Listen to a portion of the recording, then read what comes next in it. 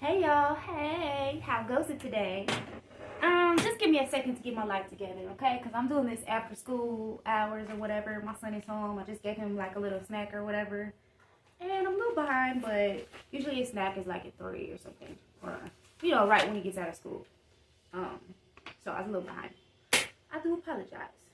Um, Had to get my energy back right from, some stanky vibe having folks at work. You know what I'm saying? As long as I don't say the name of where I work at, we good to go. You know what I'm saying? Blech. That's what I'm trying to say. No. That's not me.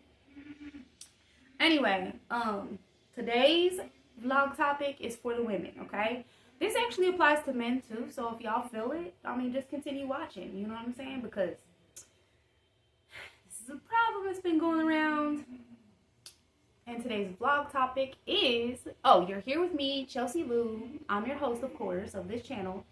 And this topic today is what you won't do, another woman will. Okay? I know that sounds kind of harsh, but listen to me for a second. I know in today's society, a lot of women are on this, like, intense independence wave. And listen, independence isn't the problem. Power isn't the problem. Feminism itself is not the enemy. But somewhere along the way, nurturing got mislabeled as weakness. Femininity got confused with submission. And men, good men, got quietly pushed into irrelevance. Okay? I've talked about this before in a previous vlog. I've touched on it a little bit. Let me dig a little deeper. And I just want to say, being soft in the midst of your enemies, it's not advised to do so. But this is not your enemy. This is your man. Okay? So, I want to say this carefully because I am a woman who stands in her power. But I've seen what happens when we confuse self-protection with self-sabotage. I had a former friend, very toxic at the time. I don't know where she is at now or, like if she's changed or whatever. But she had a serious crush on a guy. And it took a lot for her to even get him to go out on a date with her. Okay? He probably sensed this about her, honestly. Now that I'm looking back. But he finally showed up. He bought her food, bought her a drink. You know what I'm saying? They were like at like kind of like a dinner bar place or whatever, or a food/bar place. But yeah. He kind of like sat there with her, present, open. You know what I'm saying? Waiting for the rest of the date to unravel. But, anyways, she came with a group of friends, though. Which I'm very certain that he didn't even know that she was going to bring friends. Which is that's very fucking rude. I'm just being honest, okay? Like, if you're going on a date with somebody, you at least need to tell them if you're inviting friends so that they can also invite their friends. But on a first date, I don't think that that's right. That's just me, though. But these friends were loud, dramatic, because I heard them, you know what I'm saying, in the background, previous phone calls and stuff like that. She's supposed to be talking to me, but them friends are talking to her, and she's talking to them. I'm like, girl, I'm about to call you back. You know what I'm saying? Because I don't do that. I don't play that. That's rude. But anyways, so these friends were like loud, dramatic, distracting kind of friends. And after eating and drinking what he had paid for her, she went on back to the table to sit with them. And stayed there for the whole rest of the duration of the date. Y'all, that's stupid. But, anyway, hold on one second, y'all. So, she stayed there the whole rest of the time. She left that man sitting there alone, like, kind of feeling stupid for even, like, trusting her or whatever. And, she left him sitting alone. Not because he did anything wrong, not because he disrespected her, but because she didn't know how to step fully into that moment that she had been asking for. You know what I'm saying? That's happened to me before, too. People ask me for my time. A lot of men ask me for my time, and then I give it to them, and then they be acting scared. Like, please leave me alone. Please. Please do. But anyways, here's the part that's, kind of funny. I'm not gonna lie, it's funny to me. Another woman approached him. She kind of like started dancing with him because there was music in this specific establishment playing, kind of like in the background. She gave him attention. She gave him warmth with her, with her presence.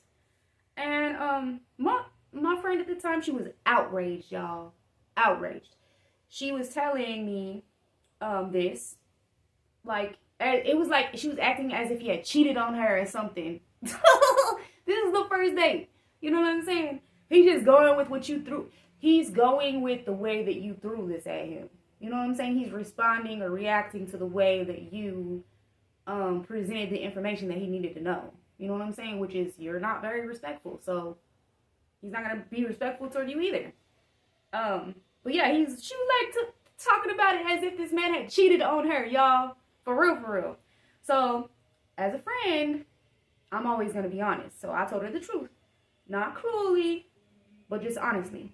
And I was like, if I watch a man buy you dinner and a drink, and like, I'm not your friend in this scenario, right? Show up clean-hearted and ready, and you walked away from him, I'd have danced with him too. I'd be getting that same food, that same drink, but the difference between me and you is gratitude. Everybody wants to feel gratitude. Nobody wants to feel like they wasted their time, they wasted their finances, they wasted their energy on you. You know what I'm saying? All to feel like ungratefulness. You know what I'm saying? And rudeness. That was so rude, y'all. But I was like, you absolutely wholeheartedly missed your window. Okay? And that's the part that so many women don't want to hear. You know what I'm saying? What you will not do, another woman will. This isn't about cooking. It's not about submission in a toxic sense. This isn't about shrinking yourself in any way, shape, or form. This is about presence. It's about reciprocation. This is about understanding that love is not a power struggle, y'all. If a man is willing to risk his finances, his pride, his heart, and his vulnerability, why do some women respond by creating distance instead of connection, y'all? You know what I'm saying? I get it if they did something wrong and you want to create distance because you feel like that they didn't respect your boundaries or something like that, or they didn't, maybe they unintentionally did something wrong that you have every intention of bringing up at a later time, but need some time to like process. That's fine. But giving distance as like a reward, that's like you're rewarding their efforts with distance. That's not good. Okay. So why does nurturing to some women feel like losing power? That's not the case. I do empathize deeply with guarded women. I've been guarded and afraid. I know what it's like to protect yourself because being soft once costed you dearly. But softness, when it's chosen, not forced, is not weakness. It's actually the opposite. It's influence, it's presence, it's power that does not have to shout or force. You know what I'm saying? It moves. You know what I'm saying? It moves things and people. And yes, women should empower themselves. And yes, we should also uplift other women, y'all. You know what I'm saying? We need to quit being jelly haters, which I don't think I've ever really had an issue with that part. But I see it a lot in, the community of women in general. Insecurity, jealousy, just hate. You know what I'm saying? That's not attractive. You know what I'm saying? It's a bad trait. It's something that you really honestly need to heal over if you have that. But yes, we should always maintain our,